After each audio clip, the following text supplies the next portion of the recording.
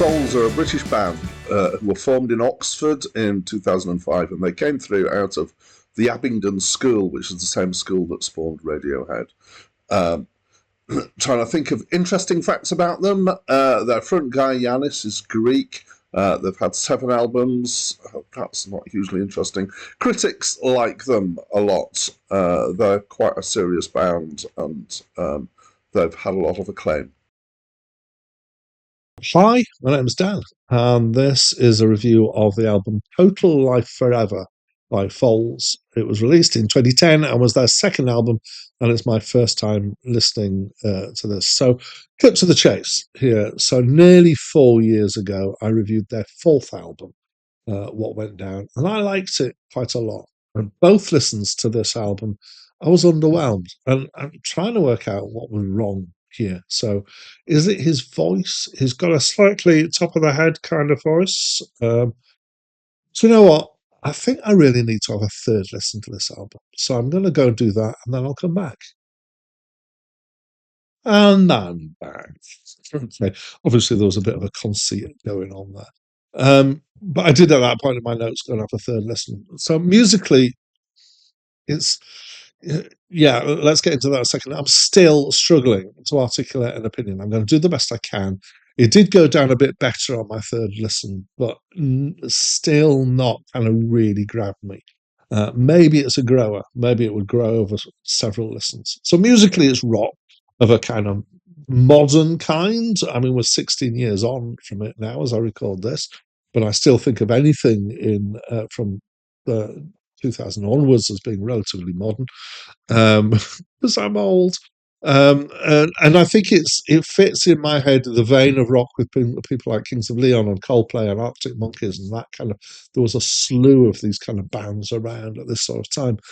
Musically, it's okay. I've got nothing to argue with it. Really, mostly, the actual notes of it is quite nice. It's fairly varied in the kind of musical feel, although there is a speed that they, at least half the songs go at, and there could be more variation.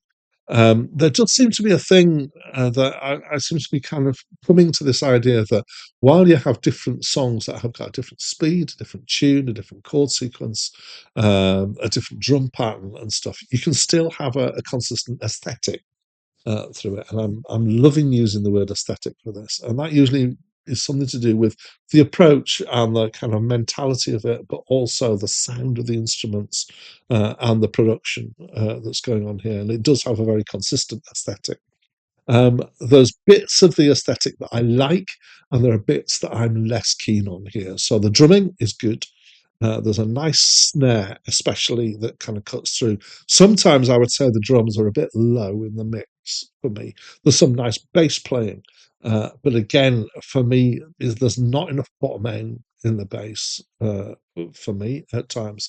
There's a couple of guitars, and there's generally a tendency towards doing kind of jangly and edge-like Edge from U2 arpeggios, and often 2 of them going at once.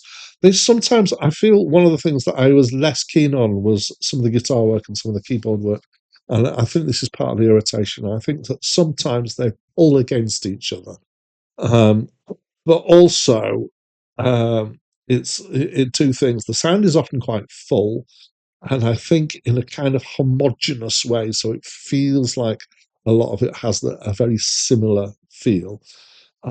It also has got quite a lot going on, often in the kind of mid-range, slightly higher than complete mid-range, register. And I think those things are part of the thing that I didn't like so much. And also, it's got this kind of trundling on feel a lot of the time. Sometimes I quite like a rolling on feel. I've used the word trundle because it's a slightly more negative word. I don't know why I disliked it. Not strongly, just a little bit.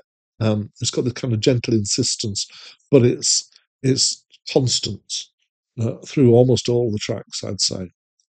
Everything kind of feels somewhat compressed, and I think this is now down to production, is that it doesn't feel like anything's kind of spiking out. It's not as bad as bad. Some people will love this kind of thing. It's not as bad as some dream pop and things like that that are very kind of flat in the way they're presented, but it is somewhat flat. And so I feel like some of what's going on here that I'm disliking is down to the production rather than the music. Sometimes also it pushes it into equipment distortion in the music. Not a great fan of that. And when I say equipment distortion, that's not the kind of overdrive that you get for a guitar with a guitar amp. It's the kind of overdrive you get when you push your recording equipment too far or your mixing desk too far, and it starts to pop out here. Yes, I'm going to answer the previous question. His voice on this album does irritate me somewhat. And I don't know how it was that it's the same guy with the same voice 4 years ago on another album. I quite liked it and I was okay with his voice. This time, didn't like it so much. It's this kind of, it's got kind of high and canned heat like Blind Owl Wilson feel, almost falsetto, but it's also kind of distant and hard to make out the words at times, I would say. But I'm not going to say anything about the content of the songs because I really didn't pick up anything about the lyrical content for most of these songs. So mixed feelings here. I've got musically it's okay, but there are some minor irritations, which are things that did put me off on my first two listens and still were present in my third listen, although I was able to dig under to hear the music more and to appreciate some of the things there.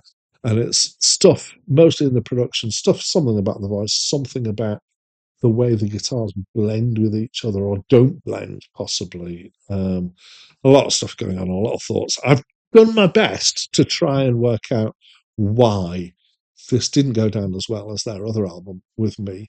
And I don't know if it's that I've changed. I think it's possibly that they changed over the period of the next couple of albums. I hope I'm right in that, but I don't know. As always, it's just one person's opinion. And maybe if I came back to it in 4 years' time, I'd feel differently again. We don't know. But I'd love to know what you think of this album, what you think of Foals. I know they were very critically acclaimed, and a lot of people really loved them, and I think a lot of people didn't really engage with them. Um, you might have things you want to say about my review, whether you think I'm right or whether you think I'm wrong. I'd love to hear from you. Anything you want to say that's relevant. I do love it when people talk to me through the comments. So please do. But that's it from me for now.